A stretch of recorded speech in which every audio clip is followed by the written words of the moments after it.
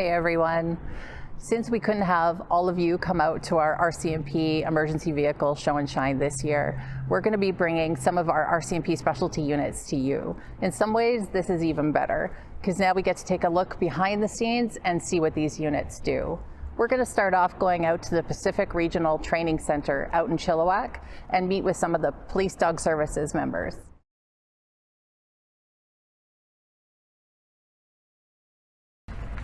Hello, my name is Corporal Paul Carey with the Lower Mainland Integrated Police Dog Services. I'm here with my dog, Police Service Dog Jedi, and we're here at the Pacific Region Training Center here in Chilliwack, BC.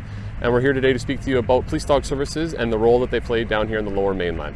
Police Dog Services work a 2 days, 2 nights schedule, and every second week we have a training day put into that schedule.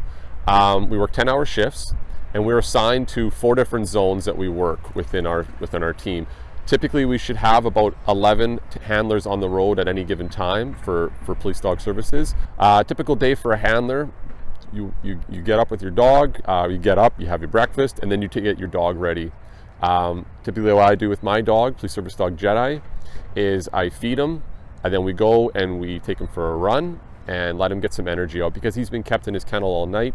He wants to let off some of that steam, and he just runs around. He usually goes to the washroom, and then I load him back up. I get his gear ready for the day, and then we go out and we just respond to calls, and we will either be called to go to specific calls in the areas that we're working. We will be called by emergency services saying that they need a dog in Abbotsford or a dog in Surrey, and then the handler that is usually closest or is available will respond to that call. We will also back up general duty members on any kind of call that they need help on. It's a very busy area down here, and they could be running short too. So we will respond and help them out as much as we can, and just be guidance, or just be that lending hand whenever we can help. Because in the end, we're still police officers. We've been GD before, general duty, and so we can help out as much as we can. The other thing we'll do is we'll help out specialized units, such as gang enforcement, IHIT, which is the homicide team, anywhere from drugs to prolific offenders. We will help them out with whatever they need. So that's pretty much a typical day. We basically work right from our vehicles.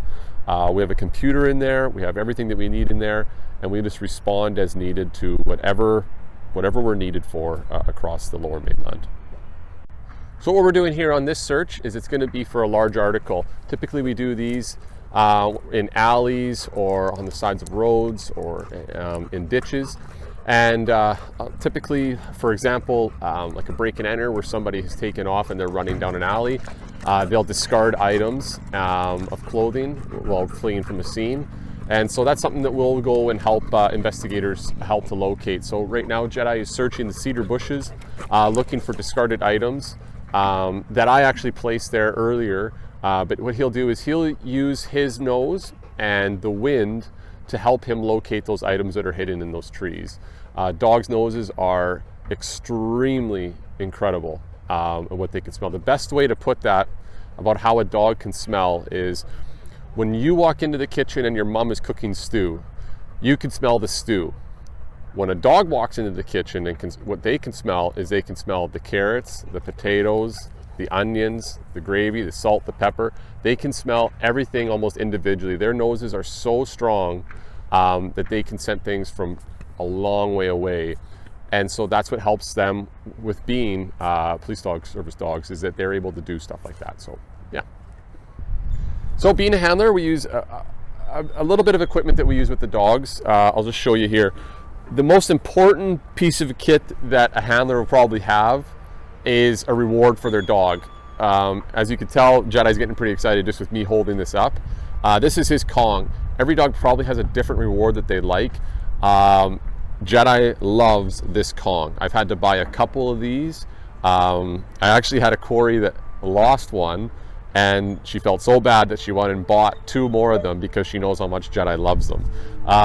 So other dogs, I've actually seen a handler, his dog loved running shoes. He uses a running shoe. Other guys just have a ball. Other guys will have a tug, which is like a piece of fabric, almost like a little guard arm that we use. But my dog, Jedi, he loves a Kong. He goes absolutely crazy for it. This is what they will work when they're doing anything. This is what he's working for. When he's searching for evidence, when he's searching for a person, when he's searching for explosives, this is exactly what he's looking for. He's looking for that specific item, whether it be an explosive, whether it be a person, or whether it be even something that fell off of you while the person was running away. He's looking for that item for this. This is his reward. So that's basically what they're doing. So the other thing is a muzzle.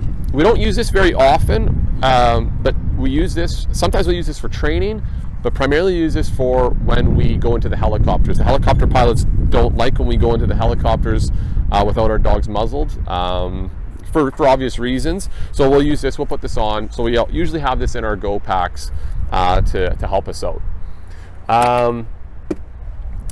This is his a collar that I use for him when I do explosive searches, as well when I go and I deploy on emergency response calls with the emergency response team.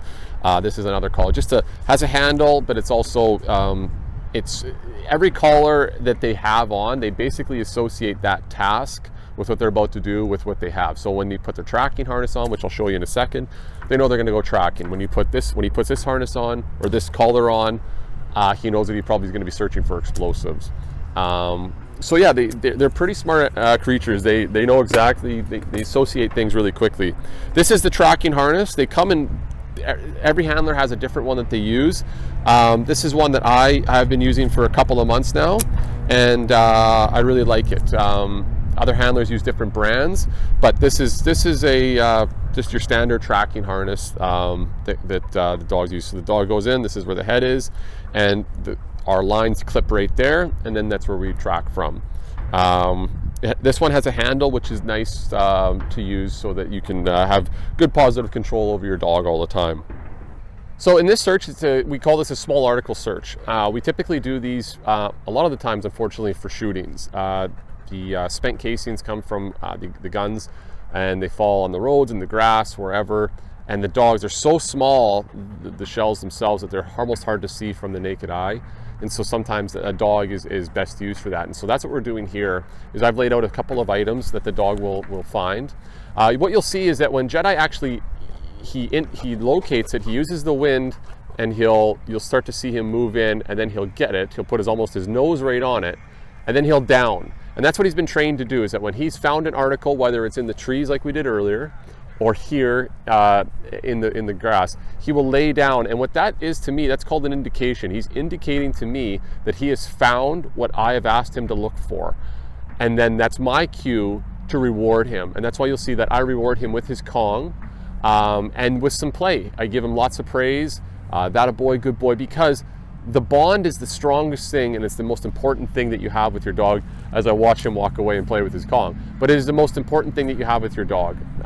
It basically, you can see he's very friendly, he's coming up and he's paying attention to the camera right now, but it's super important that your bond is very, very strong with your dog, and that's why he works for you. So that's why I keep it going when I do these searches.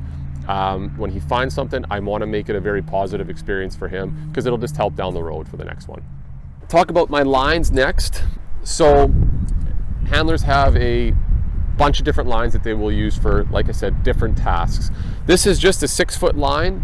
Every handler will have one of these on at all times. You always have a line on you. This is for just walking them around. You can use this on calls. Basically, this is the line you'll use quite a bit of. From there, we have a 20-foot tracking line. I like to track with a 20-foot line. Puts the dog out there usually about 15 feet back when I track. So I have an extra 5 feet of line to use, but a 20-foot line is perfect for tracking in the city. It works really well because you're still close enough that you can get in there right away. Next line that we have is a 50-foot line, and I'll primarily use this if I'm tracking in the woods, like in the thick bush, or I'll use it when deploying my dog into a house to search for somebody in a house. It gives that 50 feet of safety, especially when we're working with the emergency response team. You can send your dog into a house, have your dog search a room. He's out of sight, but you still have control over your dog because you have 50 feet of line there. Now, other handlers will use, I've heard of handlers using a 100-foot line. I've heard of handlers using 15 feet, 25 feet. It's just what you're comfortable with. This is what I like to work with. This is basically what I work with on a day-to-day basis. We have a bunch of other kit that we use, but for the most part, this is what most handlers will use every day. So this first one you're going to see, Jedi is in a position of a down beside me, and he is looking for the quote-unquote bad guy that we're going to be trying to find. You'll see Kyle comes out from behind the tree and he runs. Now Jedi has locked on to Kyle, and then Kyle isn't stopping, so I'm sending Jedi to go and apprehend him. Then Kyle will stop, and that's when I will do the call off, and I will call Jedi back to me, recall him back to me without him making contact to Kyle. And that's what you see in this part. Good boy, atta boy. Good job, buddy. In this one, same sort of scenario, but now Kyle's running, and Jedi's is locked on to him, and I've told Kyle that he's under arrest, and I'm going to send the dog. All right, you're under arrest. Come on out. Don't run. Don't run, or I'm going to send the dog. He isn't stopping, so I'm sending the Jedi, and he has made contact. Good boy. Good boy. Good. Come into the sun. Good. That's it.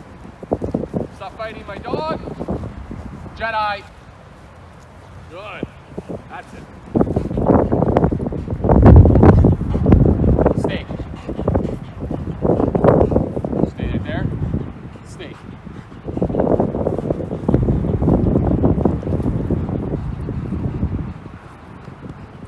Stay.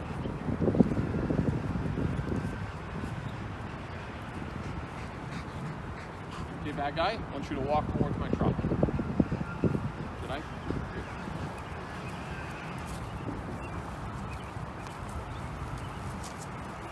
Good boy! Shadow boy. Wow, some incredible demonstrations by Jedi and his partner. Now I'm off to go meet with the emergency response team and take a look at one of their tactical armored vehicles. Don't tell them, but I'm secretly hoping they let me drive.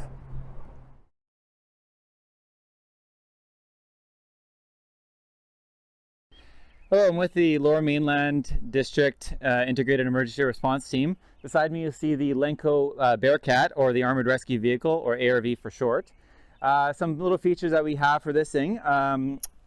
Right here you'll see underneath this red handle, we can actually attach arms to the front of it, or long poles, that we can actually use to breach a door by extending our reach for that.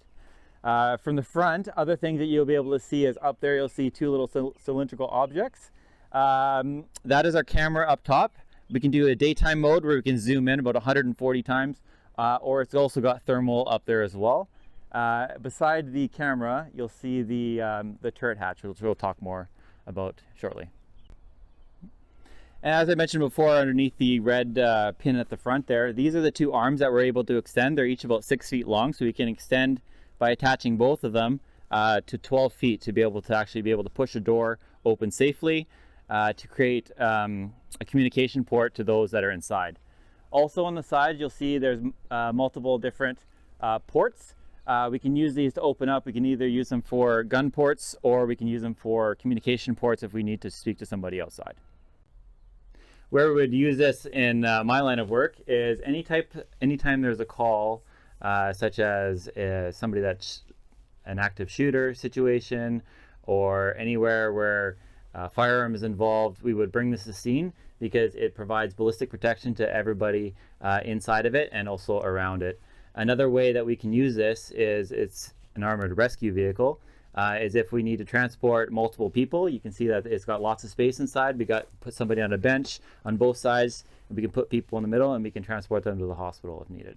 On top of the ARV, you have this turret, and we're actually able to, by turning a little handle inside, able to manipulate this 360 degrees all the way around to provide protection for anybody that stands up in this. If you see on both sides of the ARV as well, up top you have spotlights, and they're rated up to 750,000 lumens, so it's like looking into the sun. It's very, very bright, and is able to light up a house and anything that we need to see. as the driver of the ARV, I'm able to operate all the lights and sirens and emergency equipment from inside. As well, up top here, I can operate all 3 spotlights completely from inside, turning them on and off. And this is the camera that you saw in the upper corner. And we can turn this to both daytime as well as thermal as well. So I can operate everything inside here from the safety of ballistic protection. Now that we've shown you the Lenco armored rescue vehicle, we'll show you the tactical armored vehicle as it comes around the corner.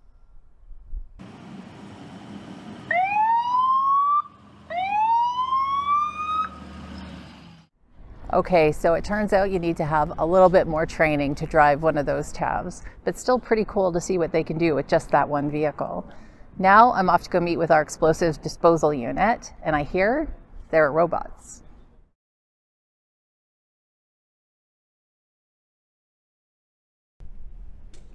Good afternoon. My name is Ryan Ziebart, and I'm one of 12 members of the RCMP Explosives Disposal Unit. Here is our robot. Today we're going to talk about and show you a few things about what we do and how we do it. So here at the RCMP Explosives Disposal Unit, which we usually refer to as EDU, we have quite a bit of equipment and gear that we use for routine calls that concern IEDs, explosive detonations, a whole bunch of things that we do in this unit. So I'm just going to talk about some of the equipment we use on a daily basis. The main one, of course, and probably the most popular one, of course, is our robots. This is called an I-Core robot. You saw one of them roll off the truck earlier. This is another one, and we have a third one and another operational bomb truck. Pretty straightforward. When you're driving the robot, we don't use this, which is called a tether. We only use this for driving it around to move from place to place. We control it from a control panel that's usually in a safe location when we're dealing with something that's potentially explosive. But this is a good way to demonstrate what this robot can do and how it works. So the robot you see, it's got 2 separate arms, is what we call it. This is called the gun arm. This is actually called the disruptor weapon on here, and I'll talk more about that a bit later. This one is the claw arm, of course, because it has a claw on it. So the robot can move and do certain things. I'll just demonstrate some of the things it can do.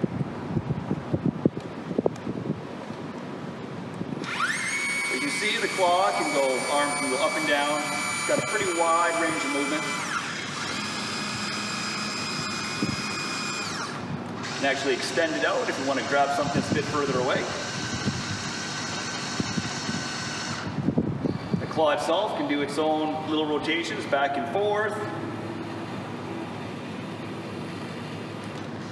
Can open and close so we can pick things up and drop them off. And move up and down as well.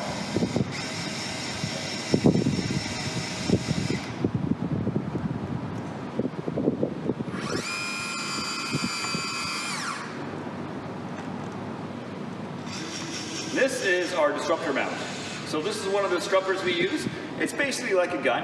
We'll talk a bit more about that later, but most of the time we actually don't shoot projectiles like bullets out of it, we shoot water. And we'll talk about that a bit more later as well. Same thing, move in all kinds of directions. Same as the other arm. In and out as well.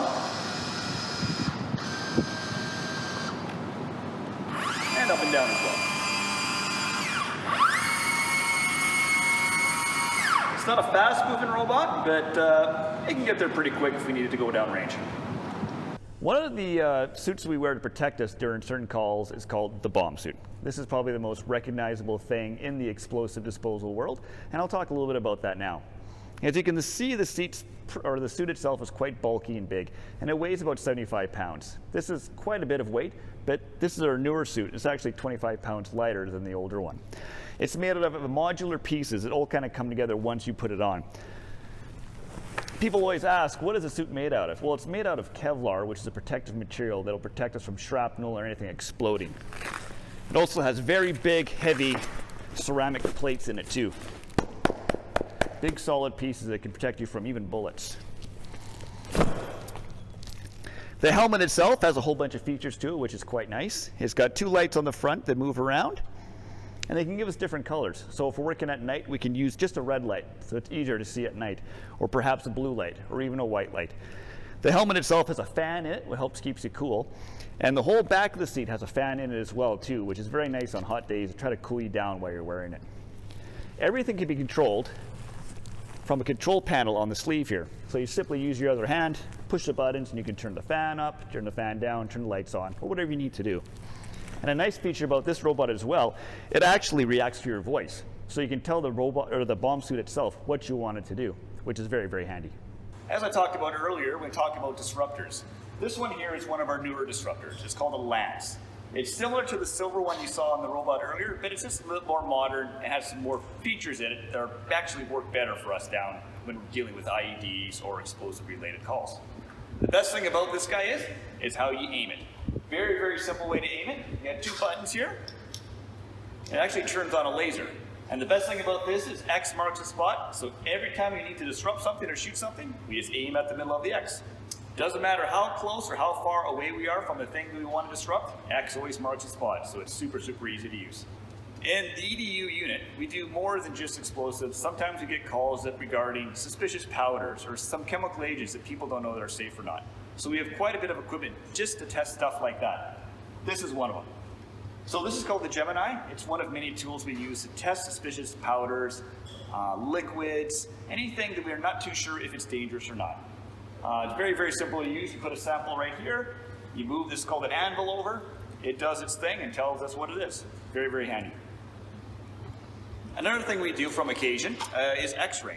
Sometimes there's a suspicious package and we're not sure if it's dangerous or not. So the best way to determine that is to give it an X-ray. And that's exactly what this equipment is here. This is called the X-ray source. This actually shoots out X-rays, just like you would at the dentist or at the doctor's office. Exact same technology. This here is the film. It's just like a Polaroid film from back in the day. So to use the X-ray, you set up the film behind whatever you want to X-ray. You give it a quick little zap with this, take it out, and you run it through this machine right here. This will actually slide all the way through, and we have a laptop computer. It will give us an instant display of the insides of what we just X-rayed. So very, very handy. Another thing we use all the time is this little guy here, and we call this a blast machine. So when we're hooking up equipment, and you'll see this later on in the demonstration, we like to do it remotely, which means we try to do it as far away as possible just for safety reasons. So this little box here might be hooked up to this little gun here. And then we'll go someplace safe, hit the button, it'll shoot. So if something does bad, or excuse me, if something happens that's bad, if there's an explosion or a fire, we're in a safe location, so we don't have to worry about that. Very, very handy as well. So right now we are inside Delta 7. Delta 7 is one of our primary bomb response trucks. Currently we have 3 of these trucks, and we have the 3 robots to go with each truck. The only difference between the 3 trucks is this truck has 1 extra robot, and that's this little guy here. And we call this one the Vanguard robot. Both the Vanguard robot and the black I-Core robot that we saw earlier get controlled from inside the bomb truck. As you can see here, this black laptop looking computer, this is what controls the I-Core robot. And similarly, the gray laptop computer controls the gray Vanguard robot. We have 2 separate screens here, so if there's people that are controlling the robot, other bomb techs can actually watch and see what's going on without having to hover in front of the other computer. In the back here, you see these kind of black donut looking things. They're actually called blast donuts. So sometimes when we're shooting an object, we don't want pieces to go flying everywhere. We'll put one of these big Kevlar rings around what we're shooting to make sure everything stays safe. On this side over here, we actually have live explosives. And these explosives are sometimes used to assist ERT, the emergency response team, which you may have already seen. What these are used for is gaining entry into buildings that might be barricaded or there's potential hostage taken inside. We can use these to easily take down doors or windows to get inside the house quickly. Right here below is our X-ray machine. Quick undo these little clips here. One little latch here. Everything slides out. There's our X-ray machine.